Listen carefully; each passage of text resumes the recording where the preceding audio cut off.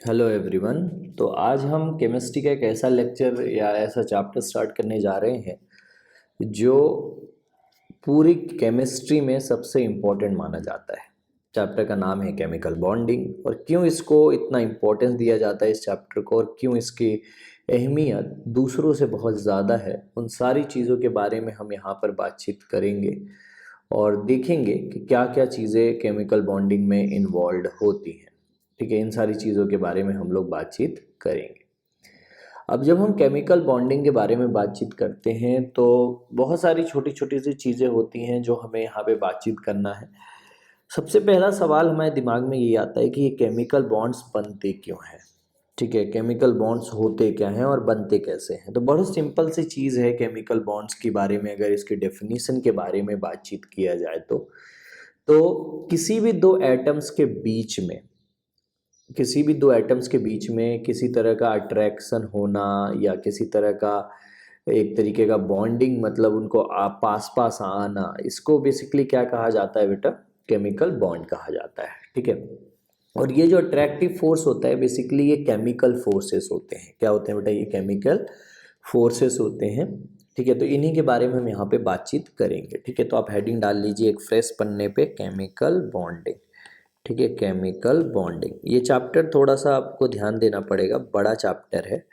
ठीक है, and that is why आपको बने रहना पड़ेगा हमारे साथ लास्ट तक पूरे के पूरे चैप्टर को पढ़ने के लिए। इसका कुछ पार्ट 12th में पढ़ाया जाता है कोटा के अंदर, लेकिन हम यहाँ पर उस तरह से नहीं करेंगे। हम ज़्यादातर पोर्शन जो केमिकल बॉन्डिंग का है वो यहीं पे कवर करेंगे। ठीक है, तो अगर जैसे हम बात करें केमिकल बॉन्डिंग की, तो केमिकल बॉन्ड्स सबसे पहले क्या होते हैं हमें ये समझना है। और अगर हम इसको देखेंगे, ठीक है, केमिकल बॉन्ड्स के बारे में अगर हम बात करें तो द अट्रैक्टिव फोर्स जो दो एटम या आयंस को होल्ड करता है उसे हम केमिकल बॉन्ड कहते हैं। ठीक है, तो यहाँ पर हम डेफिनेशन लिख सकते हैं कि the attractive force which hold various which holds various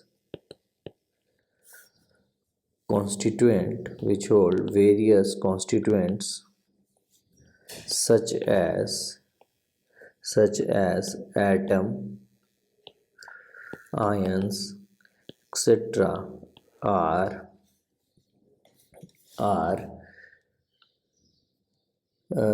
या टुगेदर कह सकते हो, एक्सेट्रा, टुगेदर, इन सबको एक साथ होल्ड जब करता है together in different chemical species is called chemical bond. तो उसे हम क्या कहते हैं बेटा? केमिकल बॉन्ड कहते हैं। ठीक है, तो ये चीज़ होती है कि जो दो एटम्स को होल्ड करे या किसी भी तरीके से होल्ड करे उसे हम केमिकल बॉन्ड कहते हैं। और ये जो अट्रैक्टिव फोर्स लगता है इसे हम इन जनरल अभी फ़िलहाल के लिए केमिकल फोर्सेस के नाम से जानेंगे। ठीक है, तो सवाल आता है कि केमिकल फोर्सेस क्या हैं। तो केमिकल फोर्सेस बहुत सिंपल सी चीज़ होती है। ठीक है, कोई भी फोर्स ऑफ अट्रैक्शन जो एटम्स को बाइंड करता है, आयंस को बाइंड करता है किसी केमिकल गिवन यूनिट में और स्टेबलाइज करता है। ठीक है, जो मॉलिक्यूल्स उसमें मौजूद होते हैं उन्हें हम बेसिकली क्या कहते हैं बेटा? केमिकल फोर्सेस कहते हैं। ठीक है, सवाल बहुत कुछ है यहाँ पर, पहले मैं आपको एक एक करके थोड़ी थोड़ी सी डेफिनेशन बताता जाता हूँ। ये चैप्टर पूरा का पूरा कॉन्सेप्चुअल चैप्टर है, इससे ज़्यादा कॉन्सेप्चुअल चैप्टर केमिस्ट्री के अंदर नहीं है।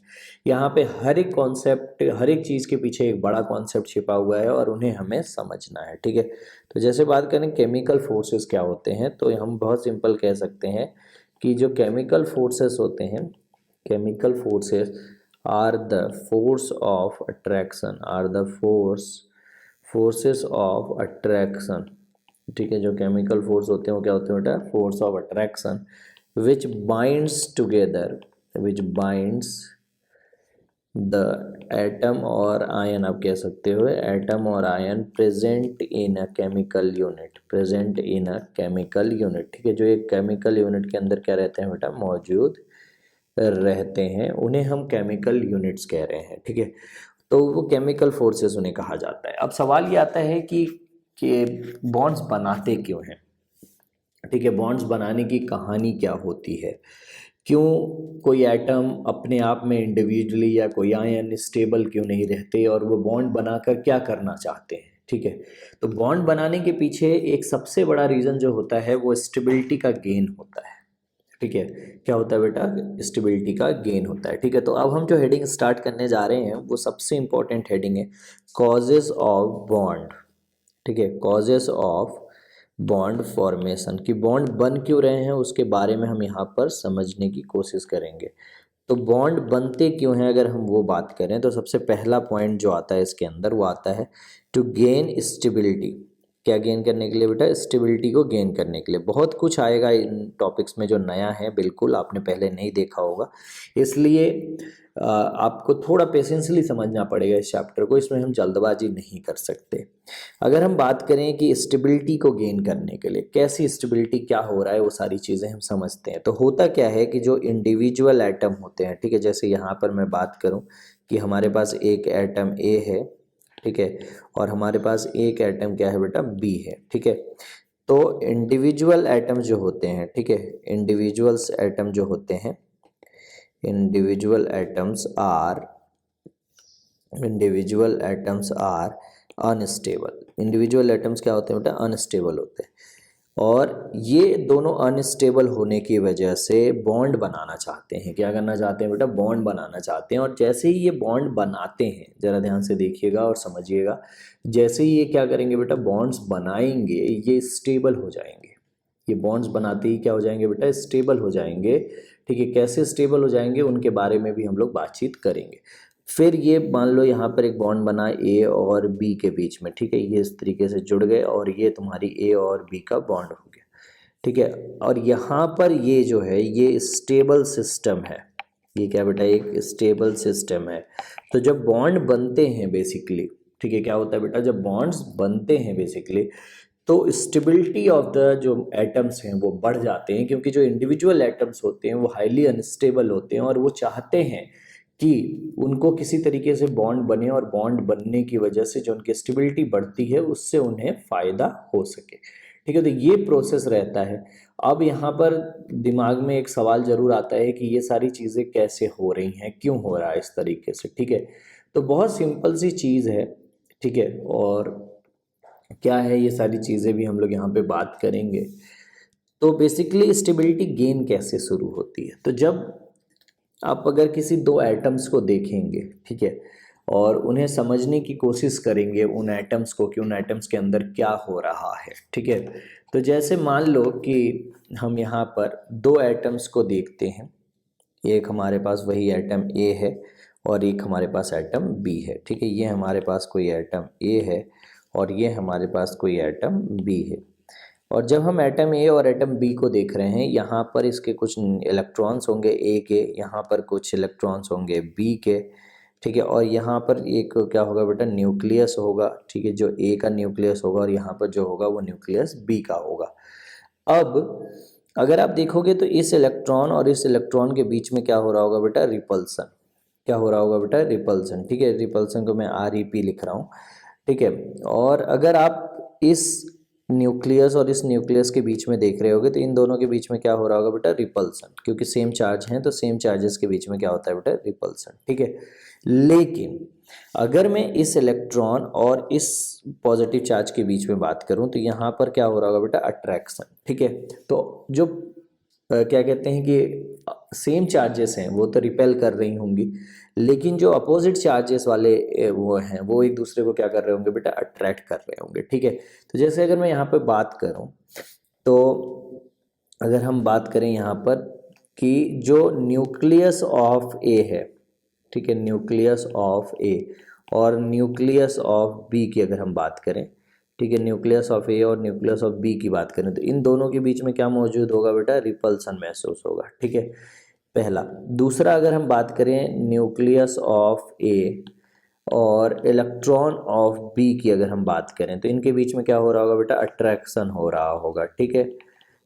और इसी तरीके से अगर हम बात करें यहाँ पर कि न्यूक्लियस ऑफ बी और इलेक्ट्रॉन ऑफ ए अगर आ जाएं तो इन दोनों के बीच में क्या हो रहा होगा बेटा, अट्रैक्शन हो रहा होगा। दो अलग अलग स्पीसीज के बीच में बात कर रहे हैं।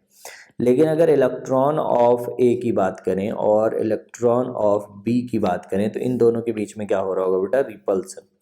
तो दोनों तरह के फोर्सेस मौजूद होंगे इन एटम्स के अंदर अगर हम इनको पास लाना शुरू करें, अगर हम इनको क्या करें बेटा, पास लाना शुरू करें। ठीक है, तो जब ये इनफाइनाइट डिस्टेंस पे होते हैं, ठीक है, जब ये इनफाइनाइट डिस्टेंस पे होते हैं, ठीक है, तो उस टाइम पे हम ये बोलते हैं कि इनमें ना ही फोर्स ऑफ अट्रैक्शन होगा ना ही फोर्स ऑफ रिपल्सन होगा, क्योंकि आर की वैल्यू इनफाइनाइट है और हमें पता है कि आर की वैल्यू अगर इनफाइनाइट होती है तो उनमें कोई फोर्स ऑफ अट्रैक्शन और फोर्स ऑफ रिपल्सन मौजूद नहीं होता। ठीक है, तो यहाँ पर हम एक पॉइंट लिख सकते हैं कि व्हेन, पहला part, when the distance between, इस पार्ट को समझ लेना बहुत ही ज़्यादा इंपॉर्टेंट है।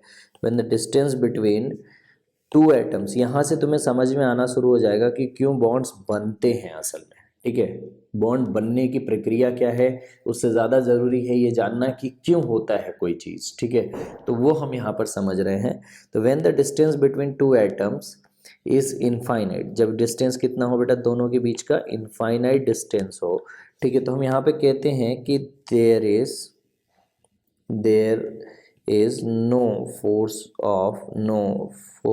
Of attraction, there is no force of attraction और रिपल्सन। तो वहाँ पे ना ही कोई फोर्स ऑफ अट्रैक्शन मौजूद होता है, ना ही फोर्स ऑफ क्या होता है बेटा, रिपल्सन मौजूद होता है। ठीक है, जैसे ये हमारा एक एटम है, ये हमारा दूसरा एटम है, ये हमने ए कह दिया, ये हमने बी कह दिया। अब इन दोनों के बीच की जो डिस्टेंस की हम बात कर रहे हैं वो डिस्टेंस अभी फ़िलहाल के लिए आर बराबर क्या है बेटा, इन्फिनिटी है। आर बराबर क्या है, इन्फिनिटी है। ठीक है, इसलिए यहाँ पर जो फोर्स ऑफ अट्रैक्शन होगा, फोर्स होगा, वो जीरो होगा। अच्छा, ऐसी डिस्टेंस पे जहाँ पे दोनों बहुत दूर दूर होते हैं, हम ये मानते हैं कि दोनों की जो पोटेंशियल एनर्जी है वो भी लगभग कितनी होगी बेटा, ज़ीरो। तो पोटेंशियल एनर्जी ऑफ ए की बात करें चाहे पोटेंशियल एनर्जी ऑफ बी की बात करें, दोनों को हम लगभग क्या लेंगे बेटा, ज़ीरो, कि इनमें कोई पोटेंशियल एनर्जी में चेंज नहीं आ रहा है। ठीक है, अब मान लो धीरे धीरे ये आइटम्स पास आना शुरू होते हैं, धीरे धीरे आइटम्स क्या होते हैं बेटा, पास आना शुरू होते हैं। अब यहाँ पर एक बहुत ख़ास बात होती है जो हमें जानना है, जो हमें याद रखनी है, और वो ये होता है कि जब एटम्स एक दूसरे के पास आना शुरू करते हैं, ठीक है, तो जो क्या कहते हैं, अट्रैक्शन फोर्स होता है वो डोमिनेट करता है रिपल्सन को। किसको डोमिनेट करता है बेटा, रिपल्सन को। ठीक है, तो ये चीज़ आपको याद रखना। तो सेकेंड पार्ट में हम आते हैं। ठीक है, एज द टू एटम, जो दो एटम्स आपको दिए गए हैं, ठीक है, comes come closer to come closer to each other. ठीक है, दोनों एक दूसरे के क्या आते हैं बेटा, पास आते हैं, come closer to each other. Attraction force, ठीक है, जो अट्रैक्शन फोर्स होता है वो इंक्रीज होने लगता है। ठीक है, या डोमिनेट करता है, आप कह सकते हो। Attraction force dominates over repulsion force. ठीक है, ये एक फैक्चुअल बात है जो वैल्यू को कैलकुलेट करके निकाली जाती है। तो यहाँ पे हमें इस डिस्कशन में इन्वॉल्व नहीं होना कि क्या ये कैसे पता चलता है कि अट्रैक्शन डोमिनेट, ये हमेशा का रूल है कि अट्रैक्शन हमेशा क्या करता है, डोमिनेट करता है रिपल्सन को। ठीक है, तो ये चीज़ हमें मतलब कि प्रैक्टिकली पॉसिबल है और प्रैक्टिकली हमने इसको डिटरमाइन कर रखा है। ठीक है, एंड सो, तो उसकी वजह से हो क्या रहा है, एंड सो यहाँ पे अब देखो ध्यान से मेरी बात समझो। जब भी अट्रैक्शन बढ़ता है, ठीक है, ध्यान से देखना, मान लो ये तुम्हारा एटम ये है और ये तुम्हारा एटम बी है। ठीक है, और ये जैसे जैसे इसके पास आ रहे हैं, ठीक है, धीरे धीरे इनकी डिस्टेंस क्या हो रही है बेटा, कम हो रही है। आर घट रहा है, अट्रैक्शन बढ़ रहा है। ठीक है, आर घट रहा है तो अट्रैक्शन क्या हो रहा है बेटा, बढ़ रहा है। अट्रैक्शन बढ़ने की वजह से ध्यान देना, जो सिस्टम स्टेबल होता है तो उनमें क्या होता है कि लॉस ऑफ पोटेंशियल एनर्जी होता है। ठीक है, उनकी जो भी पोटेंशियल एनर्जी होती है उससे थोड़ा और लॉस होने लगता है। ठीक है, और जब लॉस ऑफ पोटेंशियल एनर्जी होता है या डिक्रीज इन पोटेंशियल एनर्जी होता है, उस वजह से कुछ एनर्जी रिलीज होती हुई मिलती है। कुछ क्या मिलता है बेटा, हमें एनर्जी रिलीज होती हुई मिलती है। ठीक है, तो हम यहाँ पे लिख सकते हैं, so the system potential energy starts to decrease. तो यहाँ पे जो पोटेंशियल एनर्जी होती है वो क्या करती है बेटा, डिक्रीज करना शुरू कर देती है and the decreased potential energy is released in a form of energy। तो बेसिकली जब भी कोई बॉन्ड बनता है तो दोनों के दोनों जो एटम्स होते हैं उनकी जो पोटेंशियल एनर्जी होती है वो कम हो जाती है। पोटेंशियल एनर्जी क्या हो जाती है बेटा, कम हो जाती है। और पोटेंशियल एनर्जी का जितना कम होती है उतनी ही एनर्जी उस बॉन्ड फॉर्मेशन के दौरान आपको देखने को मिलती है, ठीक है। तो जैसे जैसे अट्रैक्शन बढ़ रहा है, स्टेबिलिटी बढ़ती है, पोटेंशियल एनर्जी डिक्रीज होती है। पोटेंशियल एनर्जी क्या होती है बेटा, डिक्रीज होती है, ठीक है। यानी कि अभी मान लो यहाँ पर ये एनर्जी लेवल्स हैं, ठीक है। हम दो एनर्जी लेवल्स की बात कर लेते हैं। इस एक्सिस पे मैं एनर्जी ले लेता हूँ, ठीक है। इस एक्सिस पे क्या ले लिया हमने बेटा, एनर्जी ले ली। मान लो यहाँ पर कहीं एटम ए है, यहाँ पे कहीं एटम बी है, ठीक है। अब जैसे ही बॉन्ड बनाना शुरू करोगे, एज दे कम क्लोजर, ठीक है, जैसे जैसे वो धीरे धीरे क्या हो रहे हैं बेटा, पास आना शुरू करते हैं, तो इनकी पोटेंशियल एनर्जी एक लेवल पे यहाँ पे आ जाएगी और ये जो होंगे ये ए और बी होंगे, ठीक है। तो अब देखो दोनों के जो पोटेंशियल एनर्जी है इनमें डिक्रीमेंट आया है, ठीक है। और ये देखो कुछ मतलब इनकी एनर्जी, पहले अगर मैं बी की बात करूं तो बी की एनर्जी कुछ ऐसी थी डॉटेड लाइन से जो मैं खींच रहा हूँ, ठीक है। और ए की अगर एनर्जी की बात की जाए तो ए की एनर्जी कुछ यहाँ पर इस तरीके से थी, ठीक है, हाँ कि ना। अब दोनों की जो एनर्जीज हैं अगर हम उनको फाइनली देखें, दोनों की एनर्जीज को हम क्या करें बेटा, फाइनली अगर देखें, ठीक है, तो दोनों की जो एनर्जीज हैं, जैसे ए की एनर्जी में भी कुछ डाउनफॉल आया है, ठीक है, ए की एनर्जी भी क्या हुई है, इतना गिरा हुआ है, ठीक है। और अगर बी की बात करें तो उसकी भी एनर्जी इतनी गिरी हुई है। ये जो लॉस ऑफ एनर्जी या डिक्रीज इन पोटेंशियल एनर्जी हुआ है, ये किसी तरह से सिस्टम से बाहर निकलता है, ठीक है। पोटेंशियल एनर्जी डिक्रीज होने का मतलब क्या है कि बेसिकली सिस्टम के पास जो स्टोर्ड एनर्जी थी वो कहीं से बाहर निकल गई। आपके पास आपका लॉस कब होता है, जब आपके पास का कोई चीज़ किसी और को मिल जाए, ठीक है। तो वही चीज़ यहाँ पर हो रही है कि यहाँ पर हमारे साथ क्या हुआ बेटा कि potential energy decreases as system gets stable, ठीक है। तो जैसे जैसे सिस्टम क्या हो रहा है बेटा, स्टेबल हो रहा है, वैसे वैसे पोटेंशियल एनर्जी क्या हो रही है, डिक्रीज हो रही है, ठीक है। ये चीज़ मैंने आपको बता रखी है कि कोई भी चीज़ जब स्टेबल होता है तो पोटेंशियल एनर्जी डिक्रीज होती है, और जब भी कोई चीज़ अनस्टेबल होता है उसकी पोटेंशियल एनर्जी क्या होती है, बढ़ जाती है, ठीक है। तो ये चीज़ आपको याद रखने के लिए मैंने पहले भी बता रखी है कि पोटेंशियल एनर्जी को अगर हम कोई चेंज नहीं है तो सिस्टम वहीं पे रहेगा, लेकिन अगर पोटेंशियल एनर्जी में जो चेंज है, डेल्टा पी जो है लेस देन जीरो आ रहा है, नेगेटिव डेल्टा ई का मतलब क्या है बेटा कि पोटेंशियल एनर्जी क्या हो रहा है, डिक्रीज हो रहा है, पोटेंशियल क्या हो रहा है, डिक्रीज। तो यहाँ पर जो सिस्टम है वो स्टेबल होता है, सिस्टम क्या होता है बेटा, स्टेबल होता है, ये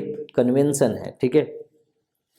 और अगर पोटेंशियल एनर्जी किसी सिस्टम की बढ़ रही है तो वहाँ पे अगर delta P greater than zero आ गया, इसका मतलब क्या हुआ बेटा कि पोटेंशियल एनर्जी इंक्रीज हो रही है। पोटेंशियल एनर्जी क्या हो रही है बेटा, इंक्रीज है। तो पोटेंशियल एनर्जी इंक्रीज हो रही है, इसका मतलब है सिस्टम क्या होगा, अनस्टेबल होगा। सिस्टम क्या होगा बेटा, अनस्टेबल होगा, ठीक है। तो एक जगह सिस्टम अनस्टेबल हो रहा है और दूसरी जगह सिस्टम क्या हो रहा है बेटा, स्टेबल हो रहा है, ठीक है। तो जब पोटेंशियल एनर्जी डिक्रीज होती है तो सिस्टम क्या होता है, स्टेबल होता है, ठीक है। और यहाँ पर वही हो रहा है कि जो पोटेंशियल एनर्जी डिक्रीज हो रहा है, ठीक है, और ये इसलिए होता है क्योंकि अट्रैक्शन फोर्स बढ़ता है, और अट्रैक्शन का मतलब क्या होता है, स्टेबिलिटी बढ़ना। अगर यहीं पे रिपल्सन होता तो हम बोलते कि स्टेबिलिटी घट रही है, ठीक है। तो जब भी अट्रैक्शन होता है, ध्यान रखिएगा, यहाँ पर एक पॉइंट आप याद कर लीजिए कि जब भी किसी दो सिस्टम्स के बीच में अट्रैक्शन बढ़ेगा तो स्टेबिलिटी बढ़ती है। अट्रैक्शन बढ़ता है तो क्या होता है, स्टेबिलिटी बढ़ती है, और स्टेबिलिटी के बढ़ने का मतलब है कि पोटेंशियल एनर्जी डिक्रीज होगी, ठीक है। और जबकि अगर कहीं भी आपको ये देखने को मिलता है कि रिपल्सन बढ़ रहा है, रिपल्सन बढ़ रहा है, तो उस केस में जो स्टेबिलिटी होती है वो क्या होती है बेटा, डिक्रीज होती है, और क्या कहते हैं कि पोटेंशियल एनर्जी जो है वो क्या होगी, इंक्रीज होगी। तो ये चीज़ हमें देखने को मिलता है। क्लियर है यहाँ तक, कोई डाउट तो नहीं किसी को। अब जो डिक्रीज हुआ है पोटेंशियल एनर्जी वही हमें रिलीज्ड फॉर्म ऑफ एनर्जी के रूप में मिलता है। कैसे मिलता है बेटा हमें, रिलीज्ड फॉर्म ऑफ एनर्जी। तो यहाँ पे हम कह सकते हैं कि decreased potential energy is released in form of energy, is released in form of energy. ठीक है, किस एनर्जी के फॉर्म में क्या होता है बेटा, रिलीज होता है। ठीक है, और जैसे ये रहा ए और ये रहा बी, दोनों एटम ने कंबाइन होकर ए बी बॉन्डिंग बना ली, तो यहाँ पर कुछ एनर्जी भी क्या होगी बेटा, रिलीज होगी। और ये जो एनर्जी रिलीज हो रही है, ये कौन सी एनर्जी है, डिक्रीज्ड पोटेंशियल एनर्जी। ये कौन सी एनर्जी है बेटा, डिक्रीज्ड पोटेंशियल एनर्जी। और ये जो एनर्जी रिलीज होती है इसे बोला जाता है बॉन्ड एनर्जी। क्या बोला जाता है बेटा, बॉन्ड एनर्जी, क्योंकि ये एनर्जी बॉन्ड बनने के दौरान रिलीज हुई है, इसलिए इस एनर्जी को कहा जाता है बॉन्ड एनर्जी। क्या कहा जाता है बेटा, बॉन्ड एनर्जी। ठीक है, तो ये बहुत सिंपल सी चीज़ है जो आपको यहाँ पर समझना है। कोई डाउट तो नहीं किसी को यहाँ तक? अच्छा, ये प्रोसेस कोई एक स्टेप की प्रोसेस नहीं है कि सिस्टम दूर से आए, एक जगह पोटेंशियल एनर्जी गिरा, ऐसा नहीं है। ये कंटिन्यूअस प्रोसेस है। मतलब एटम्स पहले इनफाइनाइट पे होते हैं, फिर धीरे धीरे धीरे धीरे धीरे धीरे पास आना शुरू होते हैं, और पास आते आते एक ऐसे पॉइंट पर आ जाते हैं जहाँ मिनिमम पोटेंशियल एनर्जी मिलती है।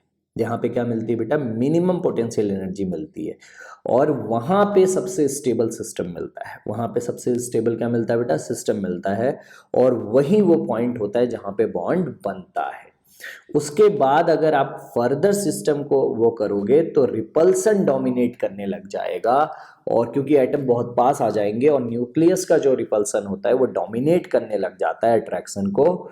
और उसके बाद फिर क्या होता है, क्योंकि मैं आपको एक चीज बता दूं, न्यूक्लियर फोर्सेस बहुत मजबूत फोर्सेस होते हैं, पर वो बहुत शॉर्ट डिस्टेंसेस पे लगते हैं। ठीक है, बहुत छोटी सी डिस्टेंस पे लगते हैं। अगर डिस्टेंस बहुत बड़ा हुआ तो ये फोर्सेस नहीं लगेंगे। ठीक है, तो जब एटम बहुत पास आ जाते हैं तो वो न्यूक्लियर फोर्स की रेंज में आ जाते हैं, जहां पे न्यूक्लियर फोर्स एक्टिव हो जाता है, और उस वजह से बेसिकली हमें ये देखने को मिलता है कि रिपल्सन फोर्स डोमिनेट करने लग जाता है, और फिर पोटेंशियल एनर्जी इंक्रीज करने लग जाती है। मतलब कि अगर मैं बात करूं कि किस तरीके से ग्राफ चलता है, तो ज़रा मैं आपको समझाता हूं। ग्राफ से आप इसको ज़्यादा जल्दी समझ पाओगे। खैर, मैं पॉइंट्स भी लिखवा दूंगा, कोई दिक्कत की बात नहीं है। ठीक है, तो अगर आप इसको देखोगे तो ये कुछ ऐसा ग्राफ होता है। ठीक है, जिसमें एक एक्सिस पे यहाँ पे चल रहा है आर। ठीक है, यहाँ पे क्या चल रहा है बेटा, आर। ठीक है, और ये जो आर है ये इंटर न्यूक्लियर डिस्टेंस है। ये क्या है बेटा, इंटर न्यूक्लियर डिस्टेंस। अब इंटर न्यूक्लियर डिस्टेंस तो आप समझ ही गए हैं। ठीक है, दो न्यूक्लियसेस के बीच की डिस्टेंस, यानी ये distance between A and B. और इस एक्सिस पे हम ले रहे हैं पोटेंशियल एनर्जी, और ये जो लाइन है, जो ये लाइन दिख रही है, ये पोटेंशियल एनर्जी इक्वल्स टू 0 को इंडिकेट करती है। इधर आपका पोटेंशियल एनर्जी जो है वो पॉजिटिव है। ठीक है, और इधर अगर आप बात करोगे तो इधर जो है आपका पोटेंशियल एनर्जी क्या है, लेस देन 0। और हमें पता है कि सिस्टम लेस देन 0 पे क्या कहते हैं, स्टेबल होता है, और ग्रेटर देन 0 पे अनस्टेबल होने लग जाता है। ठीक है, ये चीज़ आपको पता है।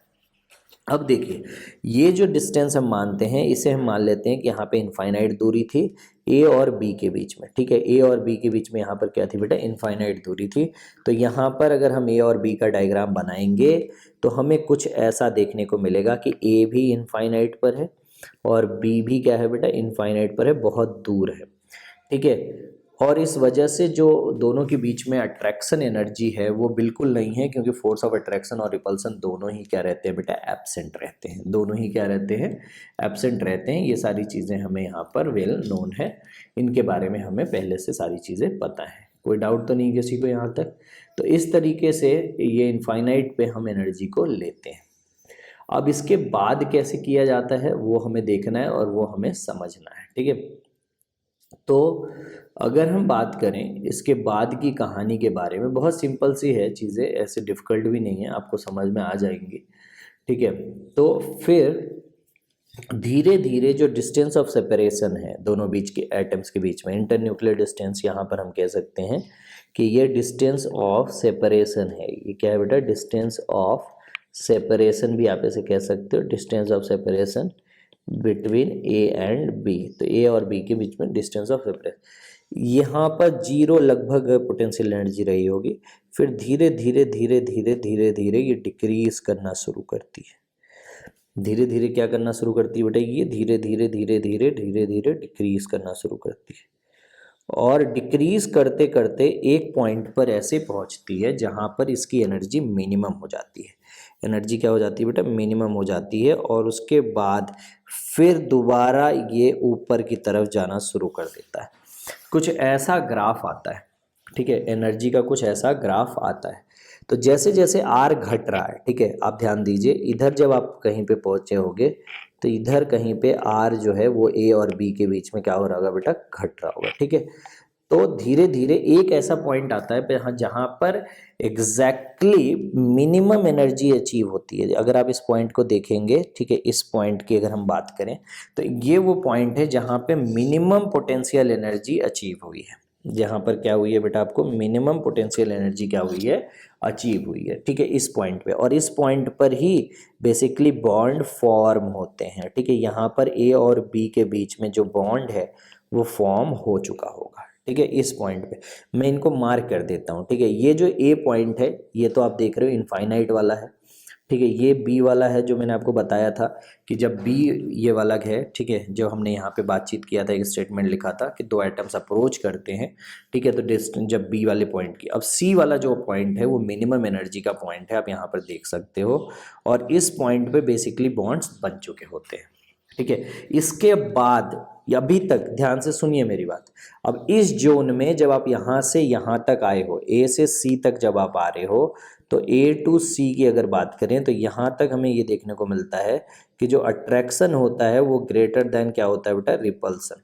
ग्रेटर देन क्या होता है, रिपल्सन, ठीक है। लेकिन अगर सी से डी की बात की जाए, सी से किसकी बात की जाए बेटा, डी की, सी टू डी, तो ये वो जोन होता है जहां पर रिपल्सन दोबारा डोमिनेट करता है अट्रैक्शन को, ठीक है। रिपल्सन दोबारा डोमिनेट करता है अट्रैक्शन को। अब क्वेश्चन है कैसे।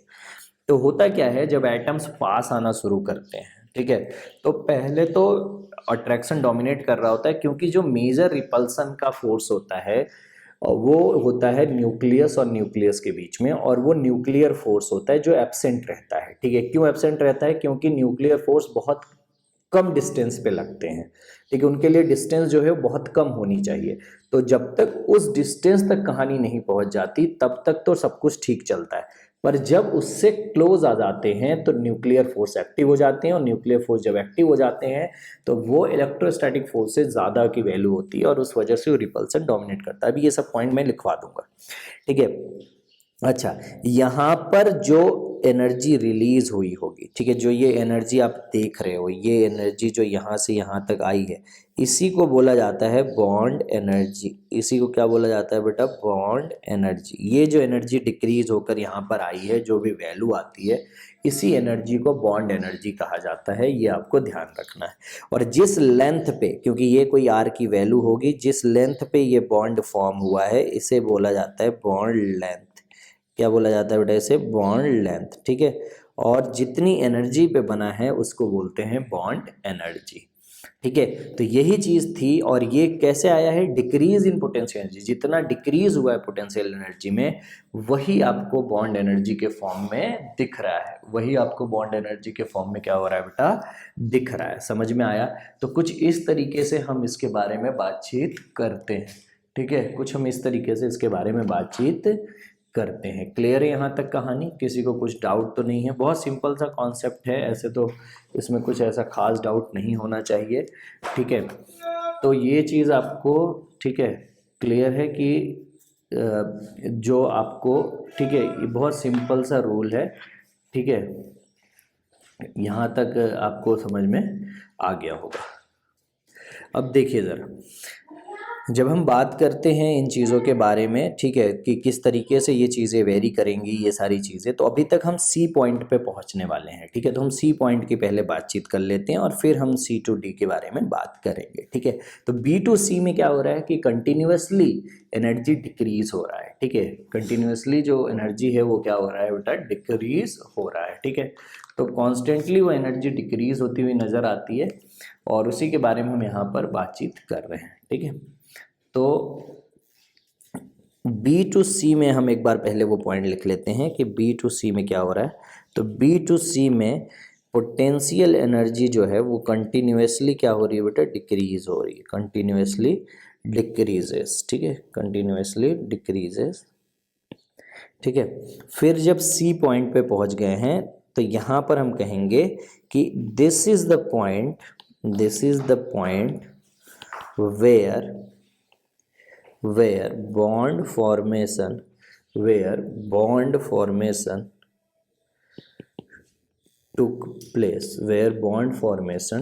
took place, ठीक है। तो ये वो प्लेस है जहाँ पे बॉन्ड फॉर्मेशन क्या हो रहा है बेटा, हो रहा है, ठीक है। The energy, the potential energy decreased here is termed as bond energy, and the distance between both atom are called bond length. तो जो दोनों एटम होते हैं उनके बीच की जो डिस्टेंस होती है उसे हम क्या कहते हैं बेटा, बॉन्ड लेंथ कहते हैं। तो यहाँ पर कुछ इस तरीके से बॉन्ड आप मान सकते हो कि बन चुका है, और ये जो लेंथ है इसे को हम क्या कहते हैं बेटा, बॉन्ड लेंथ कहते हैं, ठीक है। ये जो लेंथ आप यहाँ पर देख पा रहे हो, इस लेंथ को ही हमें क्या कहना पड़ता है बेटा, बॉन्ड लेंथ कहना पड़ता है, ठीक है। ये चीज़ आपको यहाँ पर समझ आ गई, दोनों एटम्स के बीच की डिस्टेंस को, ठीक है। आप ग्राफ में बिल्कुल क्लियरली देख सकते हो, ये जो लेंथ आ रही है ये बॉन्ड लेंथ है, और ये जो एनर्जी रिलीज हुई है ये हमारी बॉन्ड एनर्जी है, ठीक है। तो ए टू सी तक अगर हम बात करें तो अट्रैक्शन रिपल्सन को डोमिनेट करता है, पर सी टू डी में फिर कहानी पलट जाती है, और क्यों पलटती है इसके बारे में हम बात करते हैं। तो अगर हम बात करें इन सी टू डी, अगर हम सी टू डी की बात करें तो यहाँ पर रिपल्सन डोमिनेट करने लग जाता है, ठीक है। अब सवाल यही है कि रिपल्सन कैसे डोमिनेट करता है अट्रैक्शन को, ठीक है। तो एक जो फोर्स होता है, आप ध्यान दीजिएगा कि टाइप ऑफ फोर्सेस आपको फिजिक्स में पढ़ाए गए होंगे, होप नहीं पढ़ाया गया तो थोड़ा सा आपको यहाँ पे समझना है कि जो न्यूक्लियर फोर्सेस होते हैं, ठीक है, वो बहुत स्ट्रांग फोर्सेस होते हैं। पर प्रॉब्लम क्या है न्यूक्लियर फोर्सेस के साथ, कि वो बहुत कम डिस्टेंस के लिए लगते हैं, ठीक है। देखिए ज़रा समझिए कि यहाँ पर अगर मैं बताऊँ तो न्यूक्लियर जो फोर्स होता है, ठीक है, न्यूक्लियर फोर्स, ठीक है, nuclear force is greater than electrostatic force, ठीक है। जो इलेक्ट्रोस्टैटिक फोर्स ऑफ अट्रैक्शन लगता है, इलेक्ट्रोस्टैटिक फोर्स ऑफ अट्रैक्शन, ठीक है, जो इलेक्ट्रोस्टैटिक क्या लग रहा है बेटा, फोर्स ऑफ अट्रैक्शन, उससे ज़्यादा होता है, ठीक है। But they are acted only when distance between nucleus is very low या वेरी लेस, ठीक है। तो ये तभी एक्ट करते हैं जब डिस्टेंस बिटवीन न्यूक्लियस क्या हो बेटा, बहुत कम हो, जब डिस्टेंस बिटवीन द न्यूक्लियस क्या हो, बहुत कम हो। तो डिस्टेंस बिटवीन न्यूक्लियस कब कम होगा, ठीक है। अब सवाल ये आता है, तो डिस्टेंस बिटवीन न्यूक्लियस तभी कम होता है, ध्यान से मेरी बात सुनिएगा, तभी कम होता है, ठीक है, जब क्या कहते हैं कि ये इलेक्ट्रोस्टैटिक फोर्स ऑफ अट्रैक्शन है, ठीक है। अब यहाँ पर जब बॉन्ड बन चुका है, ठीक है, यहाँ पर हमने मान लिया कि बॉन्ड फॉर्म हो चुका है, ठीक है। असल में बॉन्ड बनने की कहानी भी थोड़ी अलग है, इसके बारे में भी हम लोग बातचीत करेंगे। अब जैसे जैसे यहाँ से अब और क्लोजर आएगा, ठीक है, आर को और अगर घटाओगे तो ये जो इस तरीके से एरिया आएगा, तो इनमें क्या होगा कि न्यूक्लियस जो है वो एक दूसरे को रिपल्सन स्टार्ट कर देंगे, क्योंकि अभी तक न्यूक्लियर फोर्स एक्टिव नहीं था, ठीक है। अगर हम यहाँ तक बात करें टिल दिस पॉइंट, ठीक है, nuclear force is not active, जो न्यूक्लियर फोर्स था वो क्या था बेटा, एक्टिव नहीं था, ठीक है। लेकिन अब क्या हुआ, जब इस वाले पॉइंट पे आप आ रहे हो तो यहाँ पर न्यूक्लियर फोर्स एक्टिव है एट दिस पॉइंट, ठीक है। The nuclear forces are active,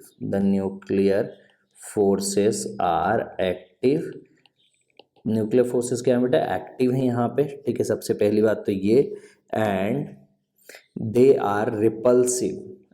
are repulsive, जिसकी वजह से रिपल्सन जो है क्या कर रहा है बेटा, डोमिनेट कर रहा है अट्रैक्शन को, और जैसे जैसे रिपल्सन बढ़ता है वैसे वैसे पोटेंशियल एनर्जी दोबारा क्या होगी, बढ़ने लगेगी। इसी वजह से आप देख सकते हो कि सी से डी में पोटेंशियल एनर्जी दोबारा बढ़ रही है, और ये ऐसा जोन है जहाँ पे हम नहीं जाना चाहते। तो बेसिकली दो एटम्स तभी तक क्लोज आते हैं जब तक कि उनके बॉन्ड ना बन जाए, ठीक है। उसके बाद आप इसको कर सकते हो, पर यह प्रैक्टिकली नहीं होगा, ये अपने आप एटम नहीं करेगा, ये थ्योरेटिकल कहानी है जो हम जबरदस्ती करवा रहे हैं, ठीक है। ये अपने आप एटम नहीं करना पसंद करेगा, क्योंकि एटम नहीं चाहता कि वो अनस्टेबल हो स्टेबल होने के बाद। तो सिस्टम अपने आप को तभी तक आसपास या एटम पास पास आएंगे जब तक कि वो स्टेबल रहते हैं। जैसे ही वो सिस्टम अनस्टेबल हो जाएगा, they will not follow the rule, ठीक है। तो वो और पास नहीं जाएंगे। तो ये चीज़ आपको यहाँ पर समझ में आ गई होगी, ठीक है। तो अट्रैक्शन बढ़ता है, स्टेबिलिटी बढ़ती है, ठीक है। और जो एनर्जी होती है वो रिलीज होती है। तो जो रिलीज्ड एनर्जी होती है उसी को हम क्या बोलते हैं बेटा? Bond energy. उसी को हम क्या बोलते हैं? Bond energy. तो ये एक मेजर नहीं है वो था, ठीक है, जो बेसिकली कॉज था कि बॉन्ड बनते क्यों हैं, ठीक है। बहुत बड़ा रीज़न है ये, ठीक है। और आपको ये चीज़ याद रखनी है, ठीक है। अक्सर बच्चे यही सोचते हैं कि बॉन्ड बनने का रीज़न बहुत यूनिक या ऐसा कुछ है, लेकिन बहुत लॉजिकल रीज़न है कि दो एटम्स अनस्टेबल होते हैं, उनकी पोटेंशियल एनर्जी बहुत हाई होती है, इसलिए वो पास पास आते हैं। और जब वो पास आते हैं, अट्रैक्शन बढ़ता है। अट्रैक्शन बढ़ने की वजह से जो पोटेंशियल एनर्जी होती है उसमें डिक्रीज आता है। पोटेंशियल एनर्जी में क्या आता है बेटा? डिक्रीज आता है। और जो पोटेंशियल एनर्जी में डिक्रीज आता है उसकी वजह से सिस्टम स्टेबल हो जाता है और वो बॉन्ड बना लेते हैं। लेकिन बॉन्ड भी एक टेंडेंसी तक ही बनती है, ऐसा नहीं है कि बॉन्ड हमेशा बनता ही रहेगा, ठीक है। क्योंकि बॉन्ड बनने के लिए भी बहुत सारी चीज़ों की हमें ज़रूरत होती है। क्लियर है यहाँ तक? तो ये सारी चीज़ें हमें यहाँ पर करना होता है, ठीक है। और उसके बाद हम यहाँ पे बॉन्ड फॉर्म करते हैं। और जब हम बॉन्ड फॉर्म कर लेते हैं तो हमें देखने को मिलता है कि सिस्टम जो है स्टेबल हो जाता है। और फिर उस स्टेबल सिस्टम से हम क्या कहते हैं कि एक पोटेंशियल एनर्जी रिलीज होती है, उसे बॉन्ड एनर्जी, और जिस लेंथ पे बॉन्ड बना है उसे बॉन्ड एनर्जी, बॉन्ड लेंथ कह रहे थे, ठीक है। ये यहाँ तक का फिनोमेना था। अब ये पहला रीज़न था। दूसरा रीज़न बॉन्ड क्यों बनते हैं, ठीक है। दूसरा रीज़न कि बॉन्ड्स क्यों बनते हैं। तो एक बहुत ही पुराने साइंटिस्ट थे, ठीक है। और उन्होंने ये कोसेल, लुइस और लैंगमियर, ये तीनों साइंटिस्ट हुआ करते थे। और एक बाद में परकिन करके भी एक साइंटिस्ट जुड़े थे। इन्होंने एक और कॉन्सेप्ट दिया कि बॉन्ड्स सिर्फ इसलिए नहीं बन रहे हैं, बॉन्ड्स सिर्फ इसलिए नहीं बन रहे हैं कि उनको सिस्टम स्टेबल करना है। बॉन्ड्स बल्कि इसलिए भी बन रहे हैं क्योंकि उन्हें ऑक्टेट कंप्लीट करनी है, ठीक है।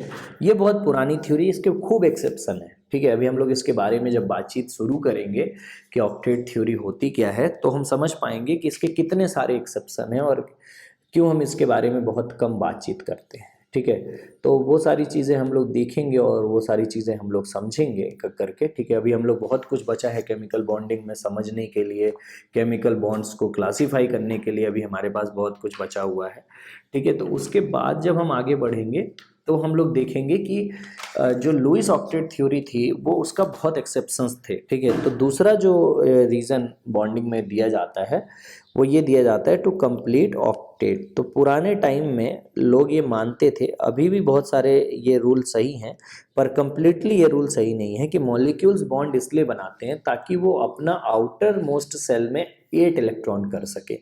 क्या कर सके बेटा? 8 इलेक्ट्रॉन कर सके, ठीक है। तो ये चीज़ मानी जाती थी कि अकॉर्डिंग टू दिस थ्योरी,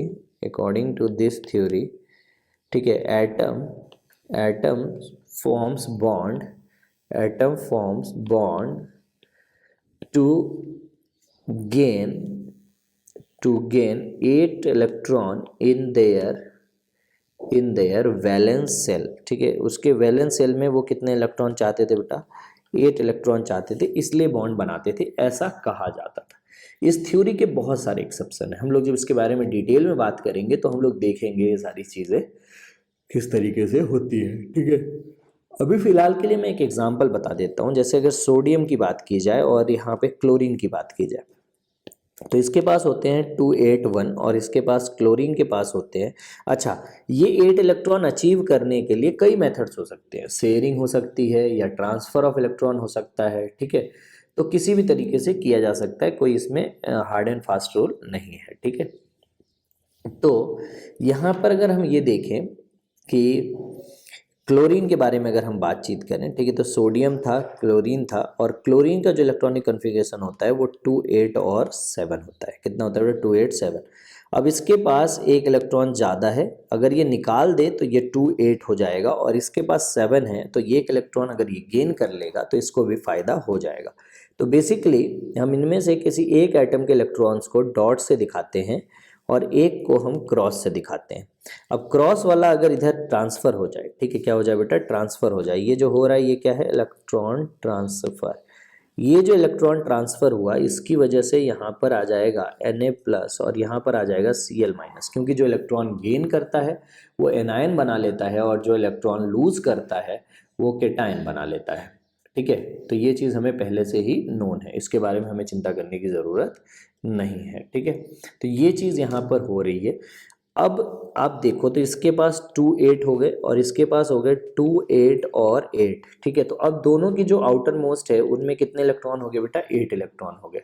ठीक है, दोनों के आउटर मोस्ट में कितने इलेक्ट्रॉन हो गए, 8 इलेक्ट्रॉन्स हो गए। ठीक है, तो इस तरह से जब दोनों के आउटर मोस्ट में 1 इलेक्ट्रॉन्स हो जाते हैं, 8 इलेक्ट्रॉन हो जाते हैं, तो बेसिकली हम उन्हें कह पाते हैं क्या बेटा, ऑक्टेट कंप्लीट। क्या कह पाते हैं, ऑक्टेट कंप्लीट। ठीक है, क्लियर है, यहाँ तक कोई डाउट तो नहीं है। ठीक है, तो ये चीज़ यहाँ पर हमें समझना है और ये चीज़ हमें यहाँ पर करना है। क्लियर है, चलिए, तो ये चीज़ यहाँ पर आपको देखना था और इसी को हम ऑक्टेट कंप्लीट कहते हैं, ऑक्टेट कंप्लीशन फिनोमेना भी कहा जाता है। तो इसके लिए एक थ्योरी दी गई थी और वो ऑक्टेट थ्योरी थी। ऑक्टेट थ्योरी के बहुत एक्सेप्शंस भी होते हैं, इसलिए हम ऑक्टेट थ्योरी पर हमेशा कंप्लीटली डिपेंडेंट नहीं होते। हम ऑक्टेट थ्योरी के अलावा भी बहुत सारी चीज़ों पर डिपेंडेंट रहते हैं। ठीक है, तो उनके बारे में भी हम लोग बातचीत करेंगे। क्लियर है, यहाँ तक किसी को कोई डाउट तो नहीं है। ठीक है, तो ये था कि बॉन्ड बनते क्यों हैं। अब हम समझते हैं केमिकल बॉन्ड्स को क्लासीफाई कैसे हो सकता है। तो केमिकल बॉन्ड्स को अगर आप क्लासीफाई करना शुरू करोगे तो केमिकल फोर्सेस पहले क्लासीफाई होते हैं। पहले क्या क्लासीफाई होंगे बेटा, केमिकल फोर्सेस। ठीक है, जैसे अगर मैं बात करूं क्लासिफिकेशन ऑफ केमिकल फोर्सेस की, तो केमिकल फोर्सेस स्ट्रांग भी हो सकते हैं, वीक भी हो सकते हैं। ठीक है, कि वो फोर्सेस जो एक दूसरे को अट्रैक्ट कर रहे हैं। ठीक है, जो केमिकल फोर्सेस की मैंने आपको डेफिनेशन बताई थी वो किस तरह के फोर्सेस हैं, बहुत स्ट्रांग फोर्सेस हैं या किस तरह के फोर्सेस हैं, उनके बारे में हम बात करेंगे। ठीक है, तो सबसे पहला जो चीज़ हमारे सामने आता है वो है क्लासिफिकेशन ऑफ केमिकल फोर्सेस, कि केमिकल फोर्सेस जो हैं उनको हम किस तरीके से क्लासीफाई करते हैं। तो अगर आप केमिकल फोर्सेस को देखोगे तो इसको क्लासीफाई करने के दो मेजर पार्ट बनते हैं, एक होता है स्ट्रॉन्ग और दूसरा होता है वीक केमिकल फोर्सेस। ठीक है, स्ट्रॉन्ग और वीक। स्ट्रॉन्ग जो होते हैं इनके बारे में भी बातचीत करेंगे। स्ट्रॉन्ग जनरली जो होते हैं इनकी जो एनर्जी होती है, ठीक है, जो यहाँ पर रिलीज्ड एनर्जी होती है या जो बॉन्ड की एनर्जी होती है वो ग्रेटर दैन 42 किलो जूल पर मोल होती है। कितनी होती है बेटा, ग्रेटर दैन 42 किलो जूल पर मोल होती है। और ये जनरली जो होते हैं इनको हम केमिकल बॉन्ड्स कहते हैं। इनको हम जनरली क्या कहते हैं बेटा, केमिकल बॉन्ड, यानी दो यूनिट्स इन बॉन्डों से जुड़ती हैं, रियल टाइप ऑफ बॉन्डिंग देखने को मिलती है।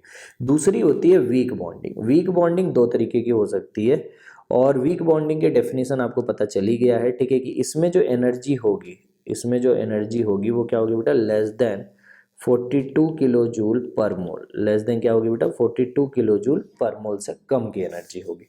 ठीक है, जैसे यहाँ पर अगर हम बात करें हाइड्रोजन बॉन्ड की, किसकी बात करें बेटा, हम हाइड्रोजन बॉन्ड की। एक हाइड्रोजन बॉन्ड का टाइप होता है, एक होता है वंडर वॉल फोर्सेस, या एक क्या होता है बेटा, वंडर वॉल फोर्सेस। ठीक है, अगर मैं बात करूं हाइड्रोजन बॉन्ड की तो इनकी जो एनर्जी होती है डेल्टा एच जो होता है वो लेस देन होता है 42 किलो जूल। ठीक है, और एनर्जी है ये डेल्टा एच और 7 से 42 के बीच में होता है। वंडर वॉल फोर्सेस जो होते हैं इनका जो डेल्टा एच होता है ये लेस देन भी 7 होता है किलो जूल पर मोल। ठीक है, तो ये एनर्जी जो एनर्जी के बेसिस पे जो रिलीज्ड एनर्जी है उनके बेसिस पे, बॉन्ड की एनर्जी के बेसिस पे कितना मजबूत बॉन्ड है, जो केमिकल फोर्स लग रहा है उसकी कितनी वैल्यू है, उसके बेसिस पे अगर हम क्लासीफाई करें सिस्टम्स को तो दो तरीके से क्लासीफाई किए जाते हैं। एक होते हैं स्ट्रॉन्ग फोर्सेस, दूसरे होते हैं weak chemical forces. Strong chemical forces में नेचुरली जो बॉन्ड बनते हैं या जो बॉन्ड्स होते हैं वो देखने को मिलते हैं। वीक अगर हम बात करें तो ये इंटरेक्शंस होते हैं मॉलिक्यूल्स के बीच के, एक मॉलिक्यूल से दूसरे मॉलिक्यूल के बीच में रियल टाइप ऑफ बॉन्ड नहीं होता, real type of electron transfer नहीं होता, ना ही रियल टाइप ऑफ इलेक्ट्रॉन यहाँ पे इन्वॉल्व होते हैं। ठीक है, ये एक तरीके से अट्रैक्शन रिपल्सन होता है, पर यहाँ पे इलेक्ट्रॉन इन्वॉल्व नहीं होते। ठीक है, हम बात करेंगे इनके बारे में भी बहुत डिटेल में, अभी तो ये सब बहुत एक दिन चलेंगे ये। ठीक है, तो बेसिकली दो क्लासिफिकेशन है। स्ट्रॉन्ग में क्या होता है, energy greater than 42 kilo joule, और वीक में होते हैं जिनकी एनर्जी 42 किलो जूल पर मोल से कम है। ठीक है, ये एनर्जी का क्लासिफिकेशन है, ये चीज़ आपको याद रखना है। ठीक है, तो अच्छा यहाँ पर एक चीज़ मैं आपको बता दूं कि जो इसके एक्सेप्शन भी होते हैं। ये जो आप वैल्यूज़ ले रहे हो ना, ये बस एक ऐसी मतलब ओपन वैल्यूज़ हैं। ठीक है, ज़रूरी नहीं है कि एकदम हार्ड एंड फास्ट फॉलो हो। जैसे हाइड्रोजन बॉन्डिंग का जो स्ट्रॉन्गेस्ट हाइड्रोजन बॉन्ड होता है, ठीक है, वो बेसिकली 42 से ज़्यादा होता है। ठीक है, लेकिन वो एक्सेप्शन है, वो इकलौता केस है। ठीक है, इसलिए हम उसके बारे में कम बात करते हैं। वो एक्सेप्शन है और वो इकलौता है, इसके बारे में हम इसलिए उसके बारे में हम क्या करते हैं बेटा, कम बातचीत करते हैं, उसके बारे में हम उतना ज़्यादा चीज़ों को डिटेल में नहीं लेते हैं। ठीक है, तो ये चीज़ भी हमें यहाँ पर समझ के रखनी है। तो ये हो गया। दूसरा, अब सवाल आता है कि केमिकल बॉन्ड्स को कैसे क्लासिफाई किया जा सकता है। ठीक है, केमिकल बॉन्ड्स असल में तीन तरीके से क्लासिफाई किए जाते हैं अगर आज की डेट में आप देखोगे। ठीक है, कौन से तीन चीज़ें हैं जिनमें इनको क्लासिफाई किया गया है केमिकल बॉन्ड्स को। ठीक है, तो सबसे पहला जो केमिकल बॉन्ड्स माने जाते हैं वो आयनिक, फिर आता है कोवेलेंट, ठीक है, और फिर आता है आपका मेटैलिक बॉन्ड। ठीक है, इन तीनों में इसको क्लासिफाई किया जाता है।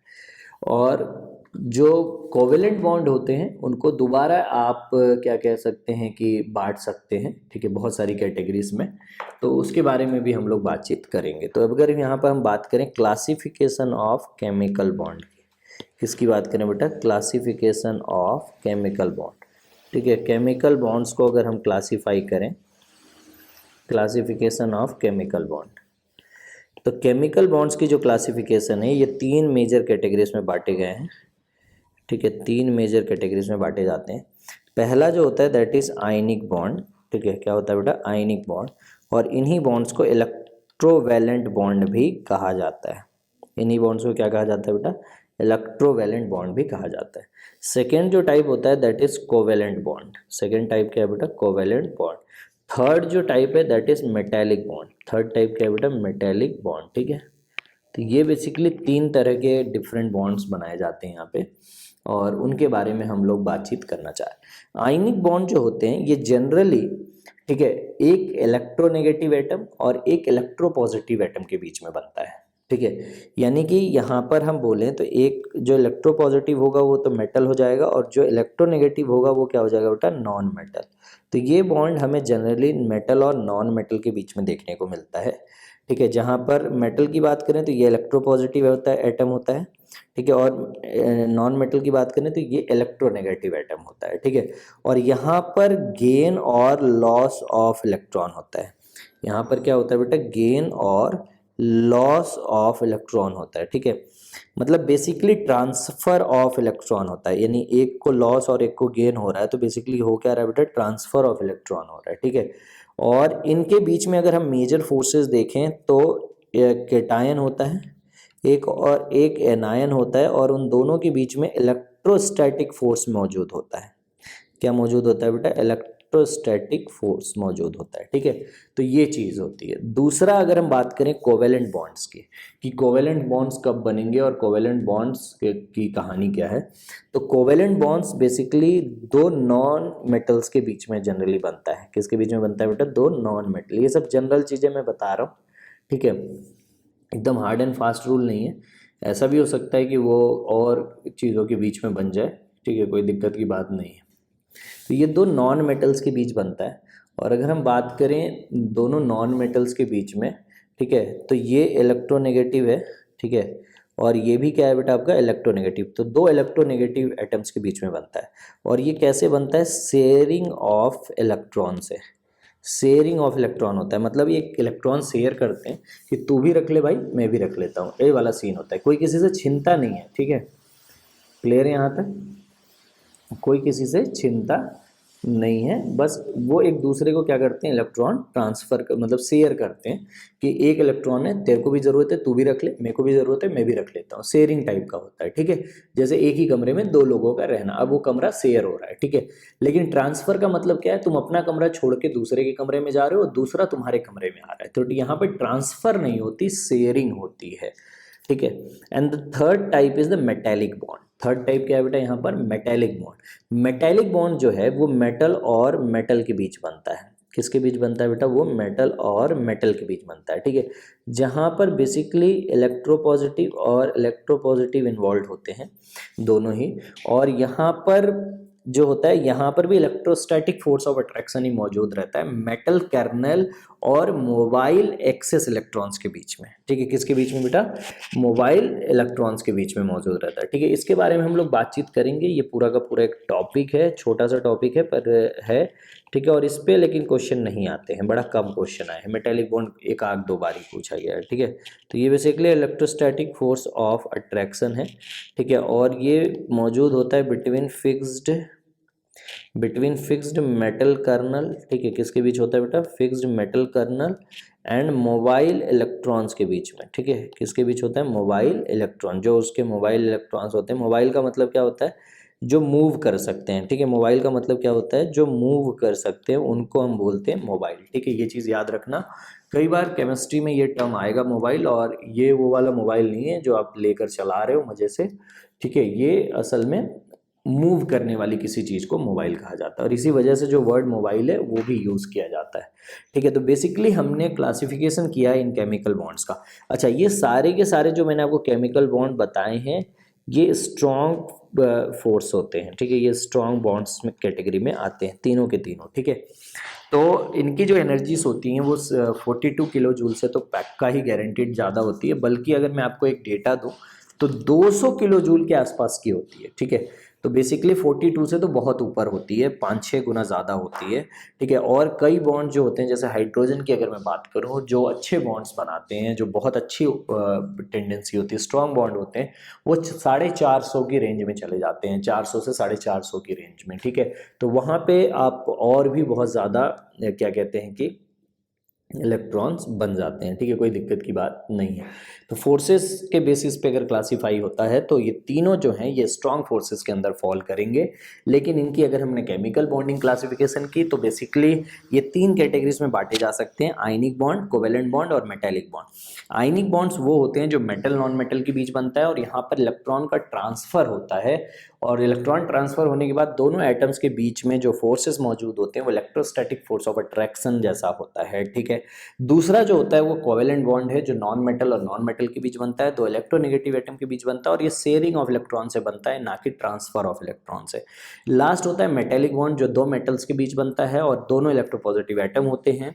ये इलेक्ट्रोस्टैटिक, यहाँ भी फोर्स ऑफ अट्रैक्शन मौजूद होता है, पर वो मेटल कर्नल और मोबाइल इलेक्ट्रॉन्स के बीच में मौजूद होता है। उसके बारे में हम लोग जब बातचीत करेंगे तो आपको समझ में आएगा कि what is kernel and what is mobile electron, ठीक है। तो ये सारी यहाँ पर चीज़ें हैं जो हमें समझना है बहुत ही सिंपल तरीके से, और ये इंपॉर्टेंट चीज़ें आपको याद रखना है, ठीक है। अब और हम लोग ये सारी चीज़ें अभी बातचीत करेंगे, अभी ये ख़त्म नहीं हुआ है, ठीक है। बहुत डिटेल में इन सब के बारे में हम लोग बातचीत करेंगे, ठीक है। अगले टर्न पे हम लोग कोवेलेंट बॉन्ड्स को क्लासीफाई करेंगे, और कोवेलेंट बॉन्ड्स के क्लासिफिकेशन के बाद, ठीक है, हम आयनिक बॉन्ड्स स्टार्ट करेंगे। हम क्या स्टार्ट करेंगे बेटा, आयनिक बॉन्ड्स, ठीक है। कि आयनिक बॉन्ड्स क्या होते हैं और क्या क्या थ्योरीज हैं केमिकल बॉन्डिंग को समझने के लिए, ठीक है।